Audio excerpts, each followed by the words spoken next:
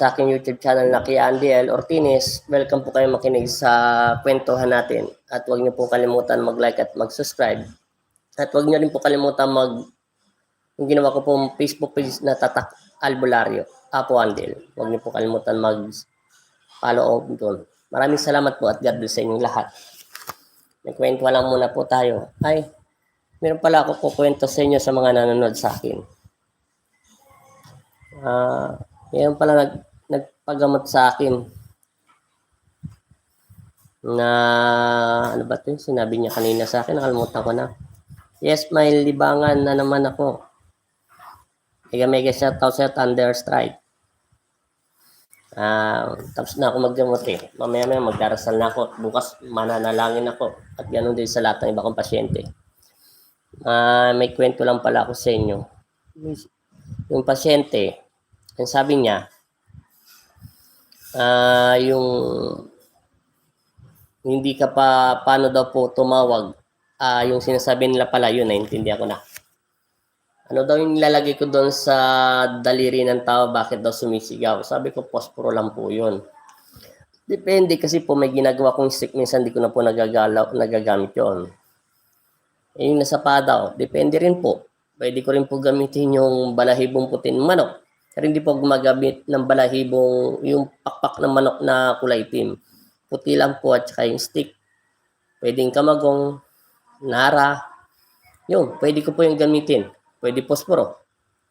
Pwedeng papel. Sinasabi niya, bakit daw umihiyaw? Gusto ko tumawa sa kanya. Ako po yun. Ikaw ba yun? Thunderstrike? Depende lang yon. Marami pa akong kukwento. Depende ngayon, Thunderstrike. Depende po. Kaya yung nagkakaroon ng bisa dahil sa ihip ng hangin nang galing sa puso ng tao. Pero dinadasalan din po yon sa orasyon para maging matibay. Yung posporo naman kasi, orang mismo pwede ka pong magsindi, tapon mo. Pag yung mga posporo po yon, dinadasalan po yon. Nilalagyan po yon ng bisa. Nilalagyan siya ng bisa para tumalab. Pero pag malakas, hindi ubra. Kailangan meron kang stick na sariling pinapakain mo ng dasal o pinapausukan mo ng insenso ka mangyang, tapos dinadasalan upang magkaroon agad ng bisa para pag dinikit ito sa daliri, bigla na lang sisip para magnet at hindi bibitaw. Pero pagkasanay ka na kasi, kahit yung palito, papel na gagamit, okay lang yon. Depende nga po yung sa kakayahan. Tapos yung mga ito, pwede din po pala magkaroon ng protection ng stick na posporo, hindi rin ang tatalab yon. Hindi rin po tatalab yon, yung posporo, kung wala pong galing sa spirit ng manggagamot. Kasi sino maggagamot at hindi po ito nalagyan ng aura, hindi po tatalab yung posporo. Ilang beses ko na ginawa yun. Maaari lang kung mayroon lagdasal yung kanang kamay mo, nahawakan mo, tapos idinikit mo, nagkakaroon po siya ng spot. Ibig sabihin, nagkakaroon siya ng power. Tapos dadagdagan mo niyo po ng dasal. Hindi po yung basta-basta nangyayari. Yun lang po yun. Pero minsan, yung pasyente po, paulit-ulit ko sinasabi, pag malala na po, pag lalo katulad nito, maraming gusto magpagamot na online, wala naman po kaming wifi. Saka may kleng-kleng tong konting cellphone ko eh. Kuya, nagpas-testing na po ba kayo ng agimat? Oo. Ang agimat, yung ano bang testing, yung gumalaw? Nag-ano na ako ng agimat dyan. Nilagay ko doon yung kintang ko ng Nepo Santo Niño. Yun. Protection po. Ayoko. Kasi pag nagte-testing ako ng ganyan, baka sabihin mayabang ako o mataas ang aking, alam niyo na po, marami pong magbabasa nyo. Hindi ko na po pinapansin yung mga ganyan. Yung mga tinetesting po ng patalim at kabaril, hindi na po. Kasi, kita nyo, hindi ako nagsusot ng medalyon pag ako nagagamot. Nilalagay ko na lang po sila dyan sa bahay. At dinadalaw na lang nila ako. Masaya na ako maggamot sa spiritual at kapangyarihan ng Pong Nazareno. Kasi pag gaganon po, magiging ano ka sa sarili mo eh. Isip mo na hindi ka tinatabla ng metal na bagay. Pero pag nakatiyempo po kayo ng ganon, kunyari, Halimbawa, pinapaliwanag ko, pinagbabawal po sa agimat, yung bawal po ipagyabang po, di ba? Oo, tama yon. Gamit na po ang maayos ang agimat po. Totoo yon. Katulad yon, ipagyayabang mo, halimbawa, ipagyayabang ng, sabihin ko na lang, ako na lang, para ako na lang may magalit sa akin na lang. Hindi na sa inyo. Kunyari, pinagyabang ko po yung agimat na binigay sa akin ng lolo ko. Hindi ko sila lolo. Na hindi tinatabla ng barilo, ganyan. Tumatagos. Alam niyo po, udyukin kayo ng demonyo na magiging hindi na kayo sasamba sa Diyos. Pero pag nakatagpo po ako ng isang manggagamot na mabuting puso, pag siya po ang gumamit doon sa kutsilyo, sabihin, hindi ka ba tinatabla ng kutsilyo kahit ganun-ganunin ka sa katawan. Pag siya po humawak yun at nadasalan ng kamay niya, tatablang ka po. Yun po ang totoo. Pag matatablan ka, pag ang manggagamot ang humawak sa isang baril, kutsilyo, sabi niya hindi ka daw tinatablan, subukan mo siyang pumitik sa'yo, tatablan ka. Ayoko na po yun, hindi ko po yung pinagyayabang. Masaya na ako sa kapangyarihan ko na simple lang, rosaryo lang minsan suot ko, minsan yung mga alaga ko, basta masaya lang po ako doon, hindi ko na po pinapakalaman yun. Nasa Bible po, di ba po, ang wag susugatan ang sarili, tama. Kasi pag sinugatan mo ang sarili mo, galing sa kadiliman yun. Hindi po lahat ng kapangyarihan ay galing sa Diyos. Yun po ang totoo. Sabi ng Inang Solomiko at ng Nanay Tatay Maria Santos. Hindi po lahat galing sa kapangyarihan ay galing sa Diyos. Si Papa Jesus nga nasusugatan yung sinaktan. Di ba? Diyos na nga po natin siya. Hindi po totoo. Basta ayoko po yun. Pag yung mga ganun, hindi ko po hilig yung mga anting-anting. Kasi baka man dyan lang sa anting-anting, mapapahama ka pa. Yun lang po yun. Basta't yung nagsasabi sa akin na ikaw ay yung taga gusto magpagamot sa akin, yung taga malalayo po, taga Maynila. Sige po, pagkatapos lang po ng pandemic, kung may makakapasok kayo minsan, makakapasok kayo dito sa Pampanga. Yung iba naman po nagtatanong kung saan po kami sa Pampanga. At saka yung mga nagtatanong po sa akin sa Facebook page ko at saka doon sa personal account ko, huwag po kayong maniniwala basta-basta. Na sinasabi niya na mamamatay ka na, okay, kung mamamatay ka, sinabi ng doktor, 100% po yun. Pag sinabi, o halimbawa, nakita ka namin, kahit sino manggagamot, nakita ka niya payat, buto kalansay, labas ang mata, yung hindi na makakain, po pwede po yun. Pero kung malakas naman, ganito katulad sa katawan ko, minsan, mahirap po kasi magsalita. Minsan, sabihin nila, may gano'n kuya. Bibili po ako sa Quirino. Kaya po, ng bato mo. Ayun po ang ginagamit ng mga manggagamot. Pinaghihilot po yun sa pasyente. Po pwede din po yun. Yung bato. Alam mo yung batong yun, hindi pa yun ang pinakamabisa eh. Yung sinasabi yung bato mo. Sabi ng lola ko, meron daw siyang kilalang magaling maghilot. Sa paghilot, magaling talaga daw siya. Pero sa mga demonyo, exorcist, hindi niya kaya. Pero magaling siya manghilot. May bato daw na, hindi ko yun nakita eh. Pero ang lapad lang daw nyo kasi laki lang nitong daliri natin. Pero kakaiba daw bato yun. Tawag daw itong bato balani. Yun. Bato balani, mas matibay pa dyan sa bato omong yan. Pag yon, hindi ka marunong maghilot, idikit mo lang yung sa balat ng tao, didikit yon. Alam niya kung may pilay, may lamig. Ano po ba ang pinakamabisang mutya? Pinakamabisang mutya, galing sa mahal na ina, sa kalikasan. Mismo, ipinagkalob sa'yo. Kahit hindi mo siya hanapin, kusa siyang nagpakita sa'yo. Kumikinang yon, sa dilim, kahit may sikat ang araw, kikinang yon, nakakaiba, nagtataka ka ba't kakaiba siya. Nagpaparamdam siya at gusto niya magpakuha sa'yo. Yun po yun. Mawawala na pala yata ako ng load Yun lang po yun. Pero ito na lang po, baka po mawalan ako ng load na kasi kahapon, ang dami ko kasing in-upload sunod-sunod ng video. Hindi ko pa nalalabas lahat. Ito na lang po sasabihin ko, yung gusto po magpagamot sa akin, ito lang sasabihin ko, ang Diyos ay marunong magpatawad. Huwag niyo po sasabihin sa akin na inuudyukan kayo ng Panginoon na inuudyukan kayo ng Panginoon na hindi wag daw magpatawad. Hindi po totoo yun. Kung yun po ang iniisip nyo, Ano po ba yung pinaka-dinidikit na sa balat? Bato balani po yung tawag doon, sabi ng lola ko. Pinakamabisang bato daw yun. Mas mabilis daw madetect doon yung pilay, lamig, hangin. Kasi laki lang daw yun ng ganitong bato. Para daw yung linta. Pag dinikit mo sa balat, alam niya kung nasan yung yung pinakamatinding sakit o pilay ng isang tao. Hindi ko pa nakita ng personal yon. Yun. Tawag doon bato balani daw. Pero magandang bato daw yun. Bihira lang makakita ng ganung tao pag pinagkaloob. Yun lang po. Basta wag nyo lang po sasabihin sa akin pagka kayo nagpupunta sa Facebook page ko, nagtatanong kayo, ang Diyos ay nagpapatawad po. Number 1 po yan. Lagi po huwag nyo isipin na sasabidyokan kayo ng demonyo na hindi po, huwag kayo magpatawad. Hindi po yun ang Diyos. Ang Diyos ay binigay niya sa sarili natin. Yun lang po. Medyo mabusan pala ako ng load. Pasensya na ho kayo, ha? Gano na po yung Pangalawa po yung magpapagamot. Taga Pampanga po ako. Dito po kami malapit sa SM San Fernando. At yung mga gusto magpahilot, hindi po yung nagagamot sa online. Kaya hilot po yun. Gagamitin po ng healing hand. Spiritual po yun. Sa paghihilot. Kung nakikita nyo po at gumagaling yung mga tao, ayun, naghahanap po ako sa Shopee. Bato Balani. Subukan nyo sir, maghanap sa Bato Balani sa Shopee. Basta pangalan po niyo, Bato Balani, ewan ko lang po anong tawag noon ngayon. Kinaunang pangalan yon.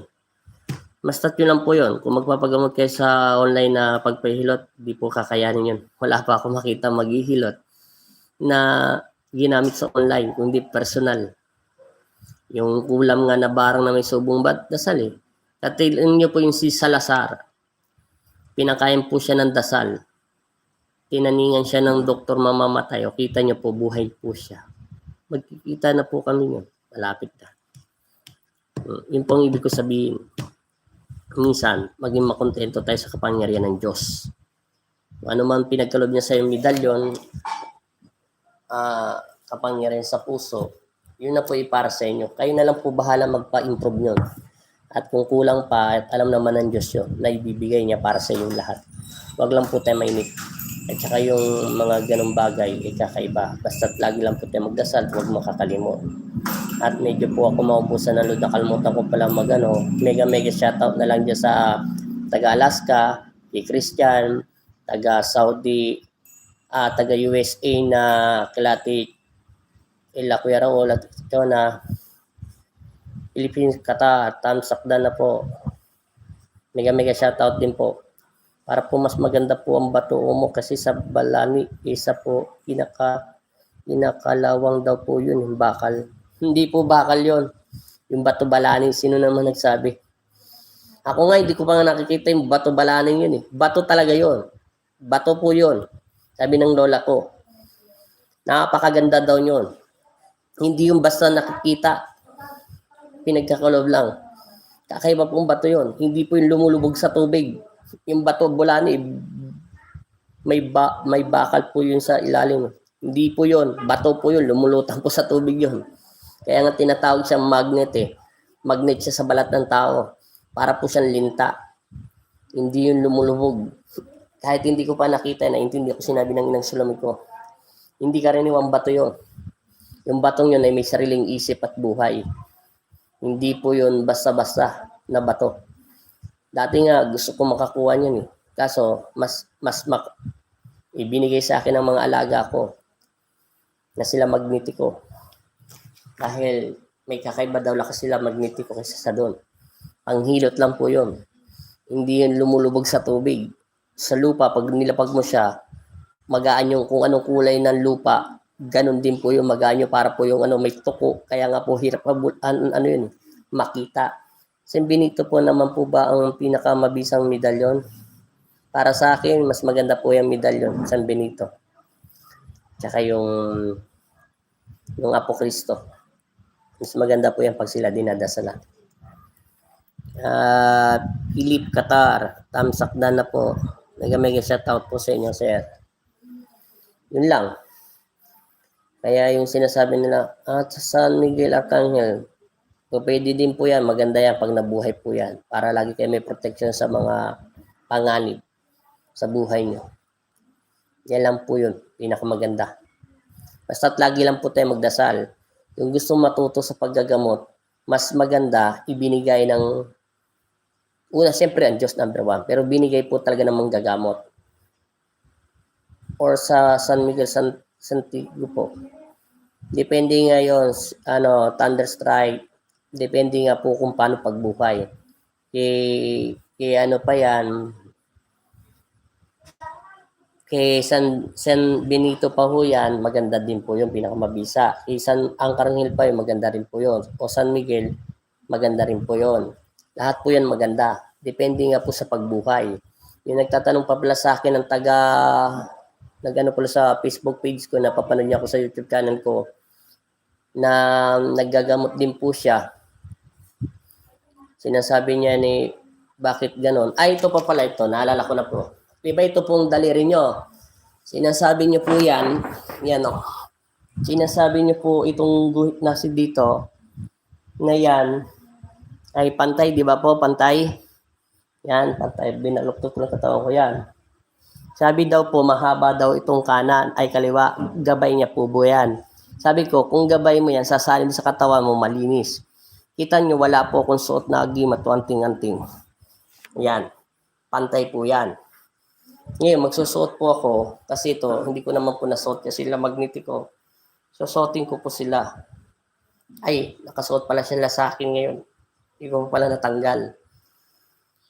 May nagtatanong sa akin kung gabay niya po ba yan. Ang sagot ko, hindi mo gabay yun. Kasi kung gabay mo yung pantay ang katawan mo kasi kailangan niya pong sumanib sa katawan mo. Katulad po yan, hinubad ko na po sila magnetiko. Bigay po ng lolo ko yan. Tingnan niyo po yung daliri ko pala. Di ba pantay pa rin po? Ayan pantay na pantay. Wala pa rin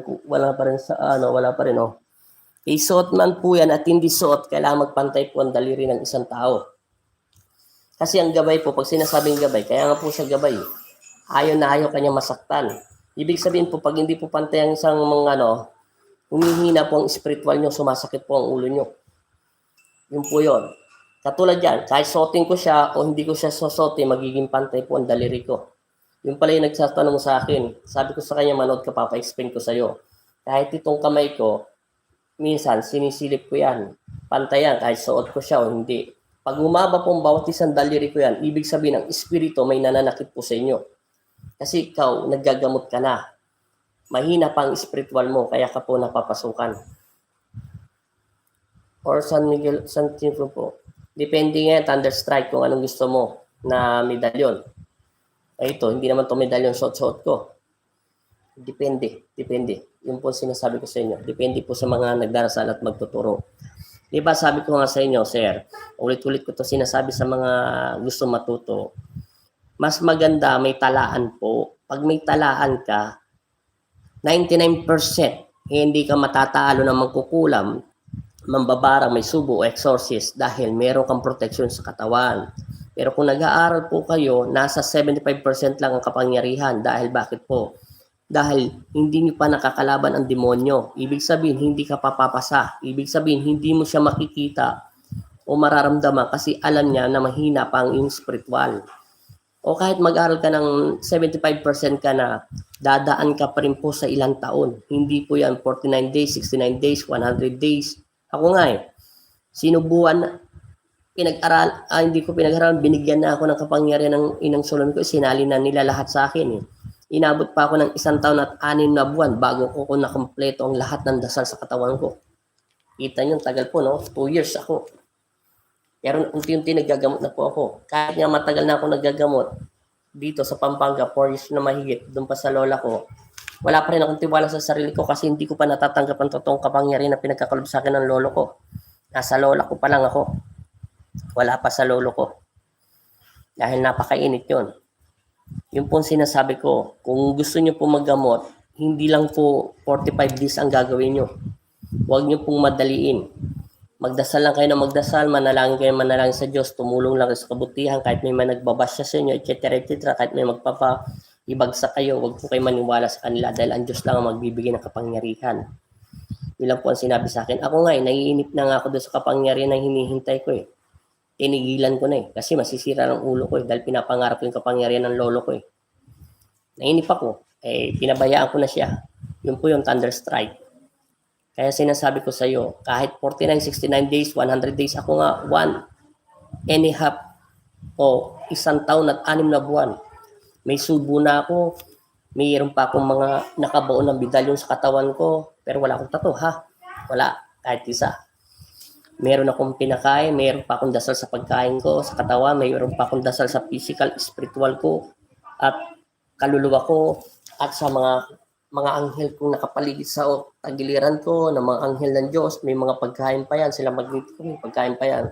Hinihintay ko rin yung kapangyarihan ng lolo ko na binibigay sa akin. Ang tagal-tagal na inip na ako, hindi ko na tinanggap. Bahala na kung darating siya o hindi. Basta sa akin, lagi na lang ako nagdarsal, nananampalataya at nananalig. Sinabi ko nga sa inyo, sir, kung ang binigay sa inyo manggagamot, meron po kayong nakilala manggagamot at tinuruan kanya ng personal at araw-araw pa doon, may pasyente man siya wala, at tinuruan kanya magdasal at tinuruan kanya sa aklat at ibinigay niya to, 99% po, lalakas ang kapangyarihan nyo. Napakalakas. Mararamdaman yung lahat ng bagay na hindi nyo pa nararamdaman. O kaya, ipinagkalob to sa inyo ng Panginoon Kristo sa panaginip. Hinaan niya kayo sa panaginip. 101% po yun. Pag galing po sa ermitanyo, sir, strike, 100% po yun. O meron po isang manggagamot na natipuhan ka na ipinagkalob niya. Yun po yun. Tapos naturuan ka pa. Yun po yun. Pero kung sasabihin mo po nag-aral ka ng 49, 65 days o pagdarasal, kulang pa, sir. Kulang na kulang pa talaga. Malaki pa akong kulang. Huwag po kayo mainip. Ako nga, marunong na ako maggamot at naririnig ko na yung mga duwende, nakakausap ko na sa utak ko sila. Hindi pa ako pinahintulutan ng lola ko na maggamot . Dadaan ka pa sa matinding pagsubok. Hindi po yung ganun basta maggamot kasi alam ni Satanas ang lahat ng tao sa mundo. Si Satanas pwede mag-anyong tao. Si Satanas pwede magsalita ng tungkol sa Diyos. Ang hindi lang po makakagawa ni Satanas ang lumuhod at manalangin sa Panginoon Kristo. Ang si Satanas pwede pong gumawa ng himala kahit bulag, pipi, bingi, kaya niya pong pagalingin kasi may kapangyarihan sa kadiliman. Ngayon, ihahayag niya na siya ang Diyos at sumasa kanya ang Panginoon Kristo at sumasanib at nakikipag-usap sa kanya ang Diyos. Doon po tayo malilinglang. Kasi pag sumikat po siya, sasabihin niya sa sarili niya, ako ang Diyos, ako ang daan. Sinabi na po sa akin niya ng pong Nazareno. Ang daan ay si Jesus Kristo, liwanag at pag-ibig po, sir. Pag galing sa kapangyarihan mo, kabutihan, mararamdaman mo ng puso mo at hindi mo siya makita ng mga mata mo. Nakakaiba tagang tibok ng puso mo para sa kanya. Parang pakaramdam mo sa kanya, napakabuti ng kanyang puso at kaluluwa. Kasi busilak ng puso ng isang anghel o Diyos. Kaya nga po sinasabi ko yan doon sa pasyente ko na sinasabi niya. Hindi nagpapatawad. Sino yun? Sa pag-irawag, kilala. Bakit daw? Doon ko tanong ko. Oo. Doon may sakit. Sige, papasukin mo. Yun po yun. Nagtatawa sa Diyos. Atso daw. Meron na. Sige. Yan na kasi mananawa sa langit. Yun po ang sinasabi ko. Kaya kung gusto mo sir matuto, bahala po kayo sa medalyon nyo. Kung maganda po ba yan, pangil, kahit kidlat, nasa sa inyo po yan. Hindi nyo naman po mabubuhay lahat-lahat yan sir. Kahit may San Benito pa kayo, kung ganun po, yung sasarap na pala ng makipagkwentuhan sa mga albularyo.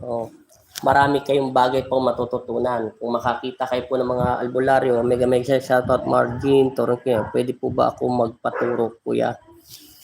Sabi ko nga po sa inyo, darating ang panahon na magtuturo po ako.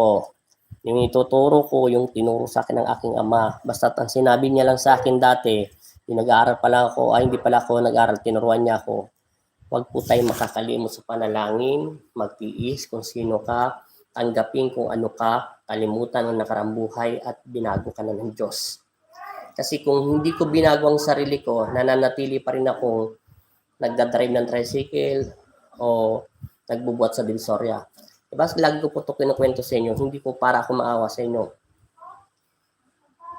Kuya po, naghanap po ng mutya at agimat . Madami po kasi mga MPI dito sa lugar namin. Baka po, rat-ratin po ako . Yung agimat sir, usa na lang po yan magpapakita. Kahit wag mo pong hanapin yan, talaga nakataan po yan sa buhay mo. Yung pong ibig kong sabihin. Basta't manalangin lang kayo sa Diyos, sabi ko sa inyo, sabihin niyo sa Panginoon na gusto niyo maggamot. Ano pong dapat gawin? Ano pong baguhin? Katulad po nito, halimbawa, bigyan ka ng Panginoon Kristo maggamot. Ngayon, may hinanakit ka pa sa puso. Paano mo siya makakausap? Naririnig ka nga niya. Halimbawa, ikaw ay binitin pati warik. Di ba sinasabi ko sa inyo, yung lumalaki ako, galit na galit ako sa taong nagpalaki sa akin. Pag lumaki nga ako, gusto ko siyang patayin. Kaso yung nakilala ko yung Diyos na wala lahat ng galit ng puso ko. Tinuruan niya ako magpatawad, nilinis niya aking kaluluwa. Yan po yung sinasabi ko sa lahat ng pasyente ko. Minsan yung pasyente ko nararamdaman ko ang puso nila. May nakaraan pait po sila sa nakarang buhay nila. Ang sabi ko nga, paano katutulungan ng aking ama na lubos magaling at maibusan ang lahat ng karamdaman mo kung hindi ka marunong magpatawad? Kalimutan mo sila, pabayaan mo sila, tanggapin mo ang buhay mo kung ano man meron ka. Pag nagawa niyo po yun, walang imposible sa panalangin. Isang beses lang kayo manalangin, mangyayari ang hindi mo inaasahan. Katulad po ng pasyente ko, isa, na-detect ko po ang kanyang puso, may hinanakit at galit pa sa nakarang buhay niya. Paano katutulungan ng aking ama kung ang iyong sarili ay hindi mo siya tinutulungan? Yun po ang ibig ko sabihin. Pasensya na po kayo. Time out muna po tayo sa pakikipag-usap. Mega shout out po sila sa Canada, Saudi, Understart. Sa yun rin, mega shout out sa iyo, Peter Qatar, at saka Maria Jean Torcotor. Ay, sorry po. Sa mega shout out po sa inyo, sa lahat po ng ibang bansa na nanonood sa akin, taga Saudi, meron po tayong pasyente ngayon. Pasensya na po kayo. Nabitin yung pagkukwentuhan natin. Next na lang po ulit. At meron pong magpapagamot. Maraming salamat po at pagpalain nawa tayo ng pong Diyos at lagi kayo magharit. Kung gusto niyo po maggamot, kilalanin niyo muna po ang ating sarili. Ibig ko sabihin, makikita niyo po yung pag lagi kayo nagdarasal at titigan niyo ang itsura sa salamin. Minsan ginawa ko po yun. Hanggang nakita ko ang totoong demonyo sa loob ng aking kaluluwa. Yung natutunan ko na po siya palayasin, doon na po luminaw lahat ng mga mata ko na hindi ko po makita, dati nakikita ko, nakakaiba. Yun lang po yun. Maraming salamat. Mataling haga po talaga yun. Kahit ako dati nagugulan ako. Maraming salamat po at God bless po sa lahat ng nanonood sa akin at pagpalain. At maraming salamat po sa nag-subscribe. Amen.